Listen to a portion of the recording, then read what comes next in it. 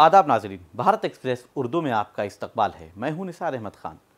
पाकिस्तान की बौखलाहट जारी है, इसलिए वो हिंदुस्तानी शहरियों को निशाना बनाने की कोशिश कर रहा है।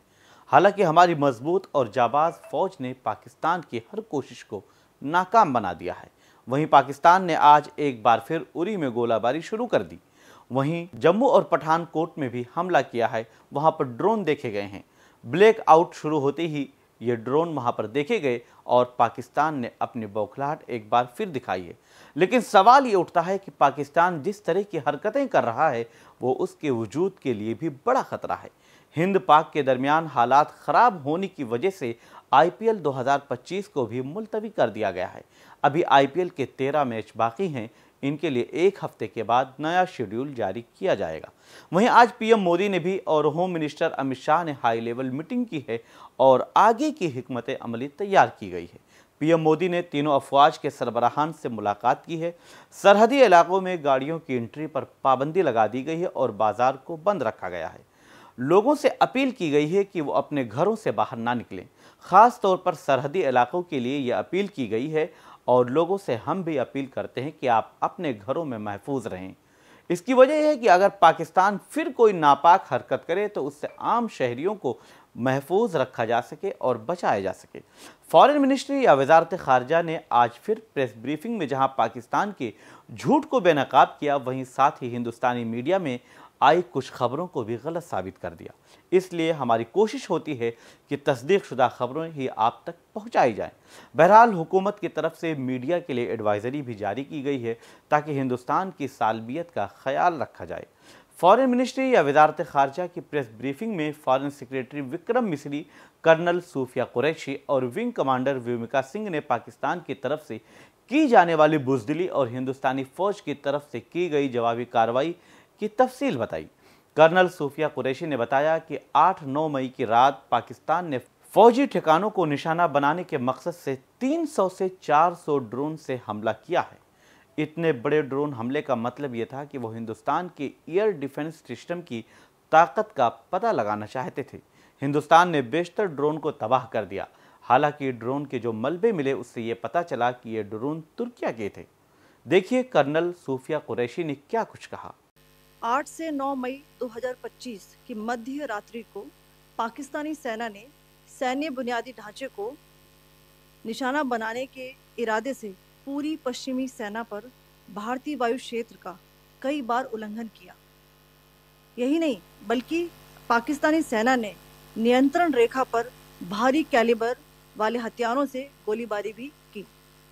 अंतर्राष्ट्रीय सीमा और नियंत्रण रेखा पर लेह से लेकर सरक्रीक तक 36 स्थानों पर 300 से 400 लगभग ड्रोनों का इस्तेमाल घुसपैठ का प्रयास करने के लिए किया गया। भारतीय सशस्त्र बलों ने काइनेटिक्स व नॉन काइनेटिक साधनों का उपयोग करके इनमें से कई ड्रोन्स को मार गिराया। इतने बड़े पैमाने पर हवाई घुसपैठों का संभावित उद्देश्य वायु रक्षा प्रणालियों का परीक्षण करना और खुफिया जानकारी इकट्ठा करना था। ड्रोन के मलबे की फोरेंसिक जांच की जा रही है।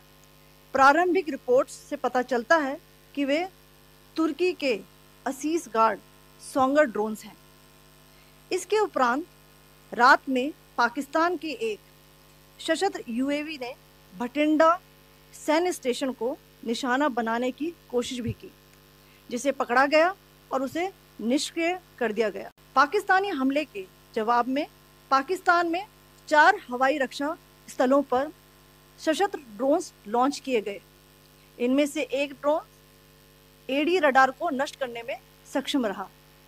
पाकिस्तान ने जम्मू कश्मीर के तंगधार, उरी, पुंछ, मेंढर, राजौरी, अखनूर और उधमपुर में भारी कैलिबर आर्टिलरी गन और सशस्त्र ड्रोन्स का उपयोग करके नियंत्रण रेखा के पार गोलीबारी भी की, जिसके परिणाम स्वरूप भारतीय सेना के कुछ जवान हताहत हुए और घायल हुए। भारतीय जवाबी कार्रवाई में पाकिस्तानी सेना को भी बड़ा नुकसान पहुंचाया गया। इसके अलावा पाकिस्तान का गैर जिम्मेदाराना व्यवहार फिर से सामने आया। 7 मई 2025 को रात 8:30 बजे एक असफल अकारण ड्रोन और मिसाइल हमला करने के बावजूद पाकिस्तान ने अपना नागरिक हवाई क्षेत्र बंद नहीं किया। पाकिस्तान अपने नागरिक विमानों को ढाल के रूप में इस्तेमाल कर रहा है, जबकि उसे अच्छी तरह से पता है कि भारत पर उसके हमले से हवाई रक्षा की तीव्र प्रतिक्रिया होगी। यह भारत और पाकिस्तान के बीच अंतर्राष्ट्रीय सीमा के पास उड़ान भरने वाले अंतर्राष्ट्रीय उड़ानों सहित नागरिक विमानों के लिए सुरक्षित नहीं है। यहाँ स्क्रीन शॉट में पंजाब सेक्टर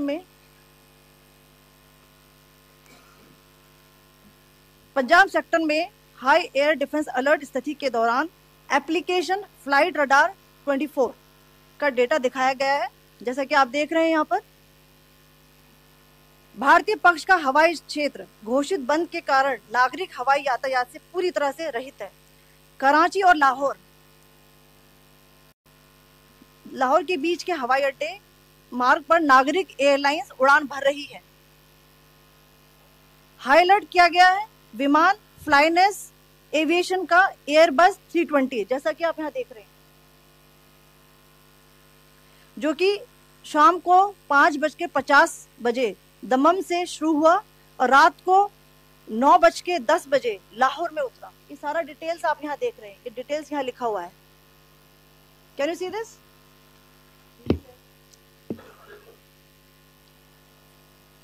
भारतीय वायुसेना ने अपनी प्रतिक्रिया में काफी संयम दिखाया और इस प्रकार अंतरराष्ट्रीय नागरिक विमान सेवा की सुरक्षा सुनिश्चित की। वहीं फॉरेन सेक्रेटरी विक्रम मिस्री ने भी पाकिस्तान के झूठ को बेनकाब किया। विक्रम मिस्री ने बताया कि अमृतसर पर हमला करने वाले पाकिस्तान का बयान इंतहाई हैरान करने वाला है। पाकिस्तान ने ड्रोन हमले की नाकामी के बावजूद अपने शहरी हवाई इलाकों को बंद नहीं किया, जो खतरनाक और गैर जिम्मेदाराना है। इससे न सिर्फ पाकिस्तान बल्कि इंटरनेशनल फ्लाइट्स की सिक्योरिटी भी खतरे में पड़ गई है। उन्होंने ये भी बताया कि पाकिस्तान ने गुरुद्वारे और चर्च को भी निशाना बनाया। पाकिस्तान झूठ बोलता रहा है और एक बार फिर झूठ फैला रहा है।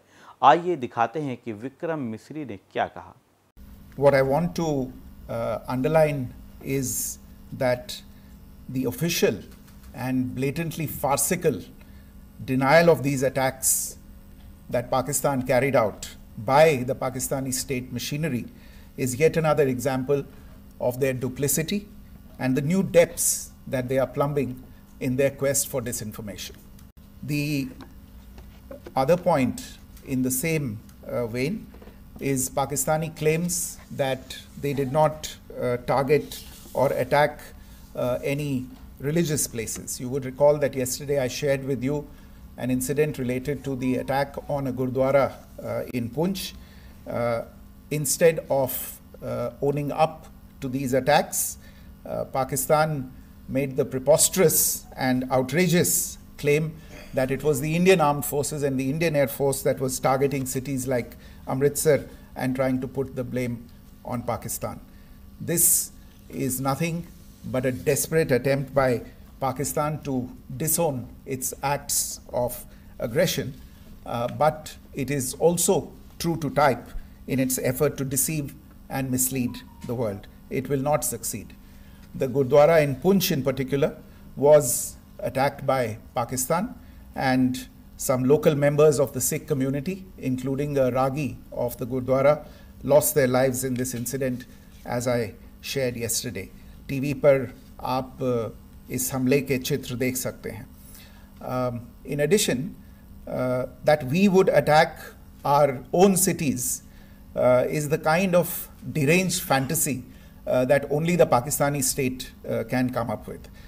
Perhaps they do it because they are well versed in such action, as their history would show. वहीं विंग कमांडर विविका सिंह ने कहा कि पाकिस्तानी हमले के जवाब में पाकिस्तान के 4 एयर डिफेंस साइट्स पर मुसल्लह ड्रोन दागे गए। पाकिस्तान ने एलओसी पार करके गोलीबारी भी की, जिसके नतीजे में हिंदुस्तानी फौज के कुछ जवानों को चोटें आईं।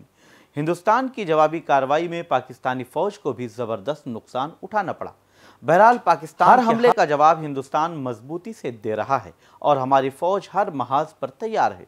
पाकिस्तान जितना जल्दी समझ जाए उसके हक में उतना ही बेहतर होगा और हम लोगों से अपील करते हैं कि आप भी महफूज मकामात पर रहें हुकूमत की तरफ से जो एडवाइजरी जारी की गई है उसका ख्याल रखें, और ताकि आप महफूज रहें, और ब्लैक आउट की जो कॉल दी गई है, जो बताया गया है, उस पर अमल करना ज़रूरी है। आप देखते रहिए भारत एक्सप्रेस उर्दू और मुझे दीजिए इजाज़त।